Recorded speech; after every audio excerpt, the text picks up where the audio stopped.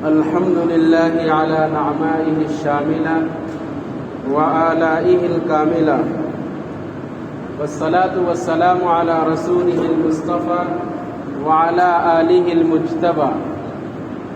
أما بعد، وعن أبي ذر رضي الله تعالى عنه قال قال رسول الله صلى الله عليه وسلم: لا تحقرن من المعروف شيئا ولو أن تلقى أخاك بوجه طلق، أو كما قال النبي صلى الله عليه وسلم. حضرت ابو ذر غفاری رضی اللہ تعالی عنہ یہ حضور اکرم صلی اللہ علیہ وسلم کے اصحاب میں سے ہیں، اور حضرت ابو ذر غفاری رضی اللہ تعالی عنہ یہ درویش قسم کے صحابی رسول ہیں. وہ فرماتے ہیں کہ نبی کریم صلی اللہ علیہ وسلم نے ارشاد فرمایا: لا تحقرن من المعروف شيئا ولو ان تلقى اخاك بوجه طلق، کہ کسی بھی نیکی کو معمولی سمجھ کر مت چھوڑو، کسی بھی بھلائی کے کام کو معمولی سمجھ کر ترک مت کرو. بظاہر دیکھنے میں کرنے میں وہ نیکی چھوٹی محسوس ہو رہی ہے، وہ ثواب کا کام معمولی سا نظر آ رہا ہے، لیکن اس کو معمولی سمجھ کر نظر انداز مت کرو.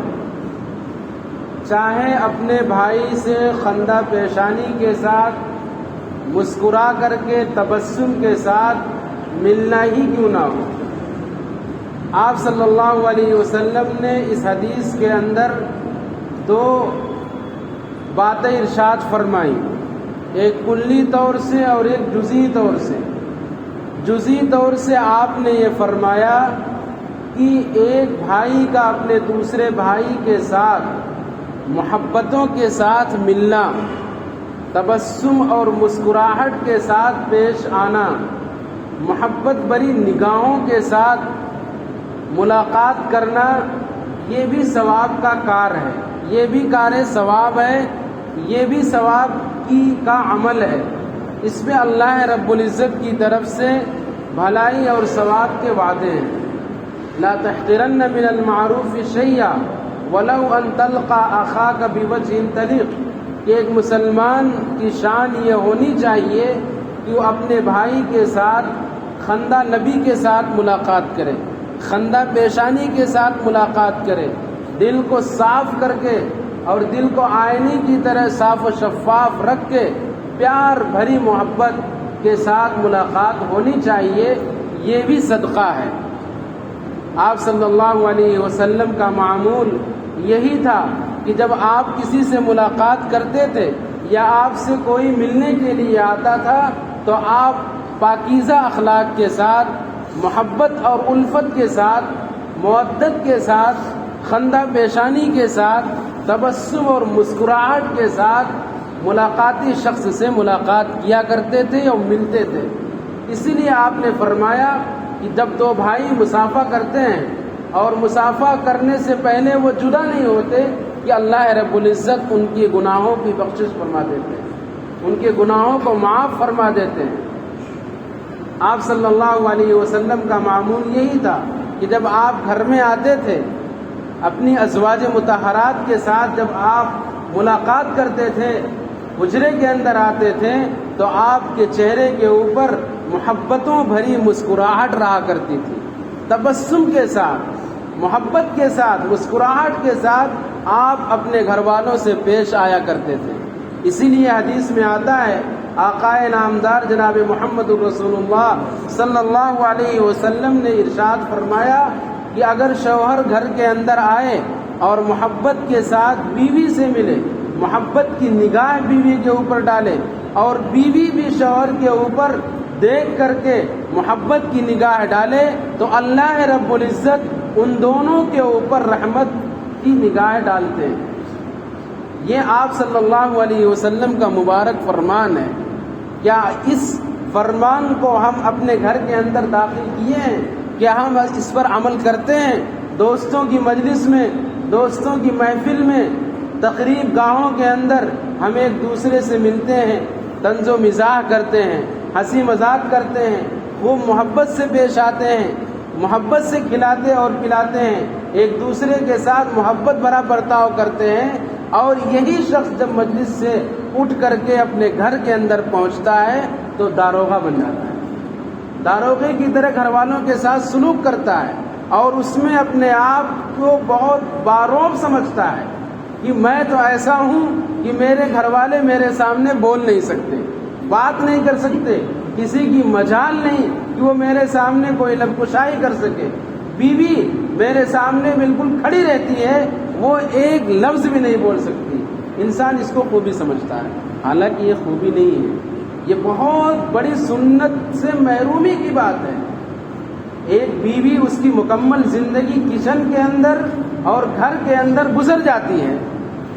شوہر ہے، مختلف جگہوں پہ جاتا ہے، مختلف مجلسوں میں اس کا واسطہ پڑتا ہے، غصے بھی آتا ہے، غصے کے اظہار مختلف مواقع پہ کر لیتا ہے. ایک بیچاری بیوی جو ناقص العقل پیدا کی گئی ہے، نرم و نازک، صنف نازک، اور وہ کس سے اپنے غصے کا اظہار کرے؟ ظاہر سی بات ہے اس کے سامنے صرف شوہر ہے، اور یہی شوہر دوستوں میں اچھی طریقے سے پیش آتا ہے، اور جب گھر کے اندر آتا ہے تو بیوی کے ساتھ خادمانہ اور ظالمانہ سلوک اختیار کرتا ہے.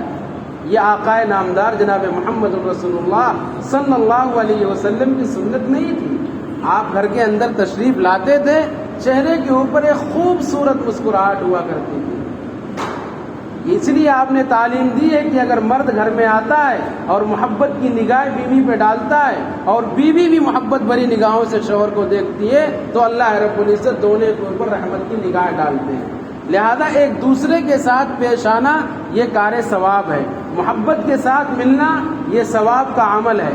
حدیث کا ایک جز تو یہ ہے، حضرت ابو ذر غفاری رضی اللہ تعالی عنہ نے جو فرمایا کہ آپ صلی اللہ علیہ وسلم ارشاد فرماتے ہیں، لا تحقرن من المعروف شیئا، کسی بھی نیکی کو معمولی مت سمجھو، کسی بھی ثواب کے کام کو معمولی سمجھ کر اور چھوٹا سمجھ کر اس کو نظر انداز مت کرو، اس کو مت چھوڑو کہ یہ تو اس میں کیا ملنے والا ہے، یہ تو چھوٹی سی چیز ہے، چھوٹا سا عمل ہے، اس کو چلو چھوڑو بعد میں دیکھا جائے گا. نہیں، کوئی بھی عمل ہو، زندگی 24 گھنٹے میں کبھی بھی آپ کو میسر آئے، ہمیں میسر آئے، یہ نیک عمل ہے، اس کو چھوٹا سمجھ کر کے نظر انداز بالکل بھی نہ کیا جائے.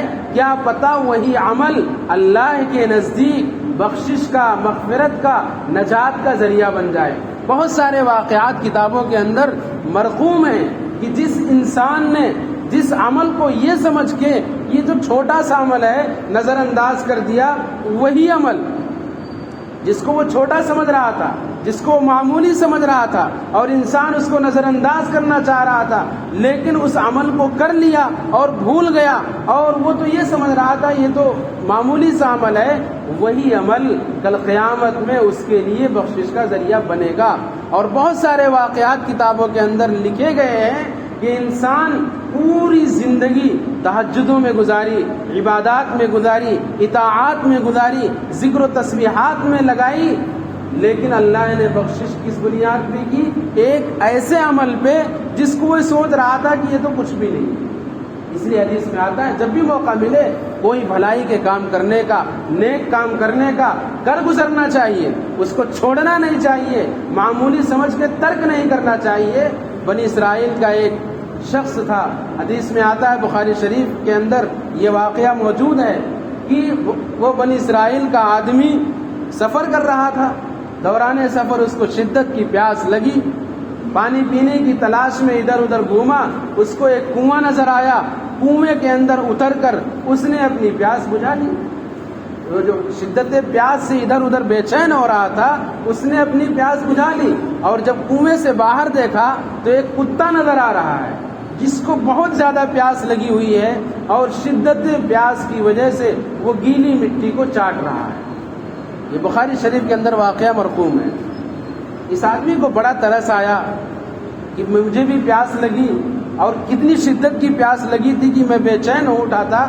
یہ اللہ کی مخلوق ہے، جانور ہے، اس کو بھی ایسی ہی پیاس لگی ہوگی. اس آدمی کے دل میں رحم آیا، کنویں کے پاس گیا، لیکن پانی نکالنے کی کوئی شکل نہیں، کوئی سبیل نہیں. اس آدمی نے یہ سوچا کہ پانی اس کتے کو میں کیسے پلاؤں. موزہ جو پہنے ہوئے تھا اس موزے کو اتارا اور اتار کر کے کنویں کے اندر داخل ہو گیا. پانی بھر لیا. اب پانی کیسے نکالے؟ کوئی راستہ نہیں، کوئی زینہ نہیں، کوئی سیڑھی نہیں. اس آدمی نے یہ سوچا کہ ایسا کرتا ہوں کہ وہ جو موزے کے اندر پانی بھر لیا ہے اس کو دانتوں سے دبایا بہت زور سے، اور دبا کر کے وہ کنویں سے باہر آیا اور کتے کو پانی پلا دیا. حدیث میں آتا ہے کہ اللہ رب العزت کو اس کا یہ عمل اتنا پسند آیا کہ انسان نہیں، کس کو پانی پلائے؟ ایک جانور کو، ایک کتے کو پانی پلایا. اللہ رب العزت کو اس کا یہ عمل اتنا محبوب لگا، اتنا پسند آیا کہ وہی عمل اس کی مغفرت کا اور گناہوں کی بخشش کا ذریعہ بن گیا. چھوٹا سا عمل، انسان سوچتا ہے تو کچھ بھی نہیں ہے، اس کو چھوڑ دیتا ہے، اور وہی آدمی کتے کو پانی پلانے کی وجہ سے جنت میں پہنچ گیا اور اس کی مغفرت اور نجات کا ذریعہ بن گیا وہ عمل.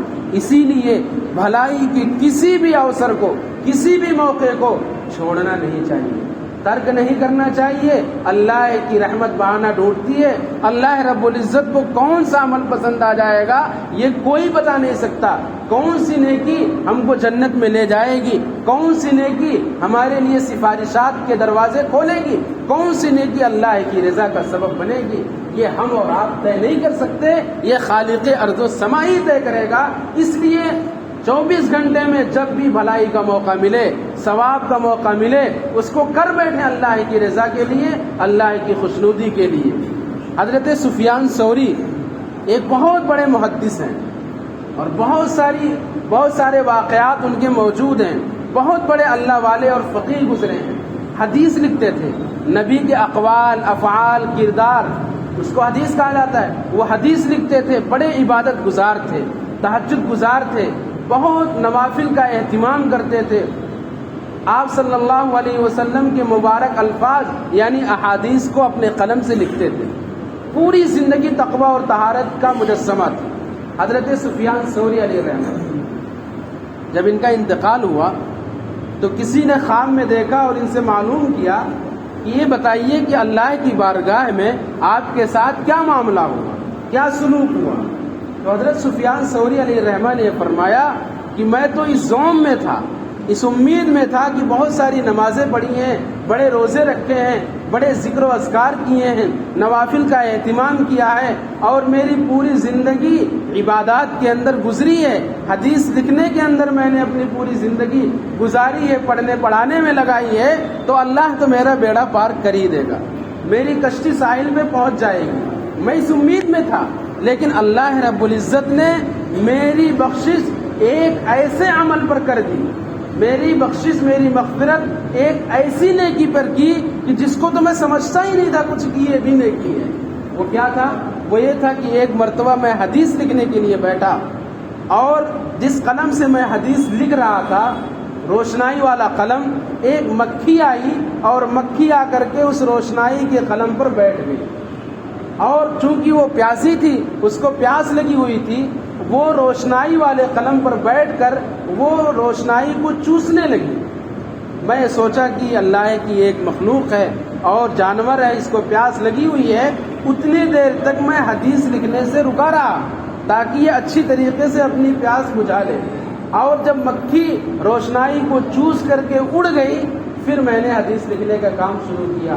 اللہ رب العزت کو میرا یہ عمل اتنا پسند آیا کہ میری تمام زندگی کی عبادات اور اطاعات اور تسبیحات ایک طرف، اللہ رب العزت نے میری بخشش اس بنیاد پر کر دی کہ تم ہماری ایک مخلوق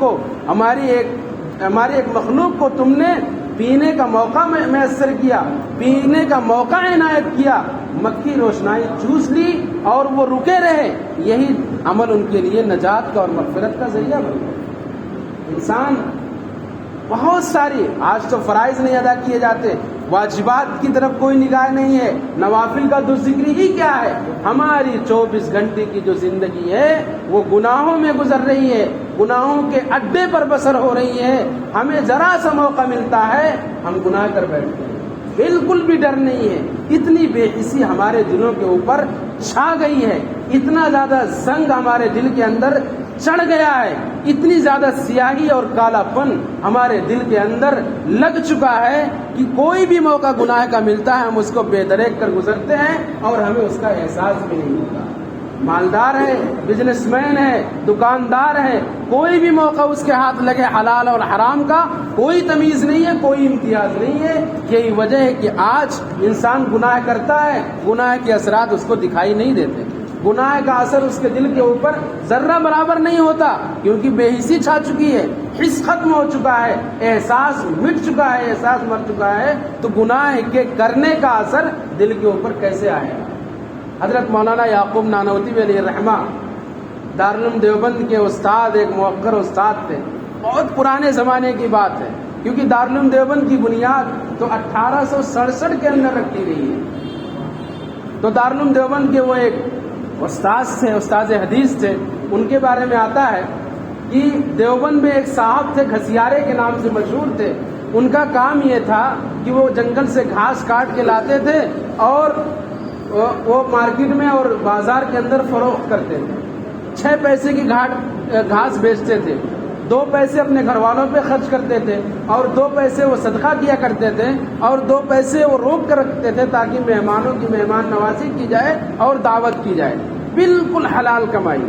ایک مرتبہ وہ گھاس کاٹ کے لائے، مارکیٹ میں فروخت کیا اور اتنے پیسے اکٹھا ہو گئے کہ وہ دارالعلوم دیوبند کے اکابرین کی اور اساتذہ کی دعوت کر سکے۔ مولانا یعقوب نانوتوی کے پاس آئے اور انہوں نے کہا حضرت میں دارالعلوم کے اساتذہ کی دعوت کرنا چاہتا ہوں۔ انہوں نے پوچھا کام کیا کرتے ہو؟ کہا میں گھاس کاٹتا ہوں اور گھاس کاٹ کے بیچتا ہوں، 2 پیسے گھر والوں کے لیے، 2 پیسے صدقے کرتا ہوں اور 2 پیسے کی میں دعوت کرتا ہوں۔ انہوں نے کہا آپ کی دعوت قبول ہے۔ اس نے کہا کہ میں دارالعلوم کے جتنے بھی اساتذہ ہیں سب کی دعوت کرنا چاہتا ہوں، پیسے کم افراد زیادہ۔ انہوں نے کہا ٹھیک ہے کوئی بات نہیں، پیسے ان کے حوالے کیے۔ مولانا یعقوب نانوتوی خود بازار گئے، سامان خریدا اور سامان خرید کے لائے اور وہاں کھانا خود اپنے ہاتھوں سے تیار کیا، بنایا اور دارالعلوم کے تمام اساتذہ کو بلایا اور یہ کہا کہ بھائی نوالتین 1-2 نوالے تبرک کی نیت سے آپ لے لیجئے، یہ بڑے میاں جو گھسیارے ہیں گھاس کاٹ کے اپنا گزر بسر کر رہے ہیں، ان کی طرف سے دعوت ہے۔ سب نے کھانا کھایا اور مزے سے کھانا کھایا۔ مولانا یعقوب نانوتوی فرماتے ہیں کہ چونکہ حلال کمائی سے بنا ہوا کھانا تھا، اس کی نورانیت اور اس کی روشنی ہم مہینوں بھر محسوس کرتے تھے کہ فلاں صاحب کے ہم نے کھانا کھایا تھا۔ اس کی نورانیت ہی نہیں جا رہی تھی اور ہم انتظار کرتے تھے کہ ہماری دعوت کریں، کب یہ ہماری دعوت کریں گے تاکہ ہم ان کے یہاں کھانا کھائیں۔ جب دل کے اندر زنگ چڑھ چکا ہے، سیاہی پن آ گئی ہے، گناہ کرتے کرتے بے حس ہو چکا ہے دل، تو اس کے اوپر ظلمت کا اور نور کا اثر نہیں ہوگا۔ ہم بھی گناہ کرتے ہیں لیکن ہمیں گناہ کرنے کا احساس ہی نہیں ہوتا، ذرہ برابر بھی احساس نہیں ہوتا کہ ہم نے کوئی غلط کام کیا ہے۔ اس کی وجہ یہ ہے کہ ہمارا دل بالکل مردار ہو چکا ہے، بے حس ہو چکا ہے۔ آئینہ ہے، اس کے اوپر اگر مکھی غلاظت کر دے تو نظر آئے گا کہ ہاں یہاں جو ہے گندا لگا ہوا ہے، لیکن اگر آئینہ گندے دار ہو جائے، اس کے اوپر پوری گندگی چھا جائے اور ایک گندگی اور لگ جائے، کوئی اثر ہی نہیں۔ تو اللہ والوں کے دل آئینے کی طرح صاف ہوتے ہیں، اگر اس میں ذرا سا بھی نقص نظر آئے گا تو ان کو احساس ہو جائے گا کہ ہم نے کوئی غلط کام کیا ہے، کوئی ایسا کام کیا ہے جس کی وجہ سے ہمارے دلوں پہ تاریکی اور ظلمت ہے۔ ہمارے دلوں پہ کیوں نہیں ہے؟ کیونکہ ہمارے دل بالکل گناہ کرتے کرتے سیاہ ہو چکے ہیں۔ بہرحال آپ صلی اللہ علیہ وسلم نے ارشاد فرمایا کہ گناہ کا کوئی بھی موقع ہو اس کو نظر انداز کر دینا چاہیے، کسی بھی گناہ کو چھوٹا نہیں سمجھنا چاہیے، یہ تو چھوٹا ہے چلو اس کو چھوڑ دو۔ جس طریقے سے کسی نیکی کو معمولی نہیں سمجھنا چاہیے، اسی طرح کسی برائی کو بھی معمولی سمجھ کے کہ اس کو کر گزرو، ایسا نہیں کرنا چاہیے۔ اس کی مثال بعض لوگ کہتے ہیں کہ بھئی یہ گناہ کیسا ہے، صغیرہ ہے یا کبیرہ ہے، یعنی چھوٹا گناہ ہے یا بڑا گناہ ہے۔ اگر کہہ دیا جائے چھوٹا گناہ ہے تو آدمی اس کو کہتا کر گزرو کوئی دقت نہیں ہے، تو گناہ صغیرہ ہے۔ حضرت تھانوی نے لکھا ہے کہ اگر دو سانپ رکھ دیے جائیں، ایک بڑا سانپ اور ایک چھوٹا سانپ، کیا انسان اس بات کو اپنے لیے پسند کرے گا کہ بڑے سانپ کو چھوڑ کر کے چھوٹا سانپ اس کو ڈس لے؟ ایک چنگاری ہے اور ایک شعلہ ہے، کیا انسان یہ چاہے گا کہ جو آگ ہے اس کو ایک طرف کر کے چنگاری اپنے ہاتھ میں رکھ لی جائے؟ بالکل نہیں۔ اسی لیے جس طریقے سے کسی نیکی کو معمولی سمجھ کر نظر انداز نہیں کرنا چاہیے، اسی طریقے سے کسی گناہ کو معمولی سمجھ کر اس کو نہیں کر گزرنا چاہیے۔ حدیث کے اندر دونوں پہلو موجود ہیں۔ انسان 24 گھنٹے جب بھی اس کو موقع ملے کام کرے، اچھے کام کرے۔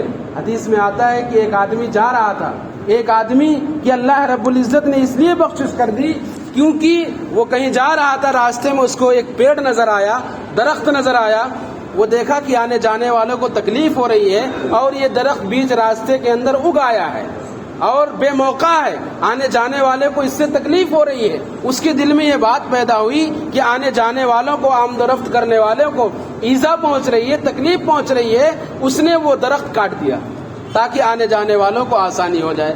بظاہر چھوٹا سا عمل، لیکن یہی عمل اللہ رب العزت کو اتنا پسند آیا کہ اس آدمی کی اس عمل پہ اللہ نے بخشش کر دی۔ اس لیے 24 گھنٹے ہم گنہگار ہیں، توبہ اور استغفار کریں، اور جب بھی 24 گھنٹے میں کبھی بھی نیکی کا، بھلائی کا کوئی بھی موقع ملے ہم اس کو کر دیں۔ راستے میں آتے ہیں، گاڑی ادھر ادھر کھڑی رہتی ہے، مومن کی شان نہیں کہ ادھر ادھر گاڑی کھڑی کرے اور کسی کو تکلیف پہنچائے۔ مسلمان تو وہ ہے جس کے ہاتھ اور کردار اور زبان سے دوسروں کو تکلیف نہ پہنچے، لیکن اگر کہیں بے ڈنگی کوئی گاڑی کھڑی ہو تو انسان اپنے ہاتھوں سے اس کو صحیح کر دے۔ کوئی پتھر پڑا ہوا ہو تو اس کو جو ہے وہاں سے دور کر دے۔ اماطۃ الاذی عن الطریق صدقۃ، کہ راستے سے تکلیف دہ چیزوں کو ہٹا دینا یہ بھی صدقہ ہے۔ اللہ رب العزت ہم سب کو اسلام کے مطابق زندگی گزارنے کی توفیق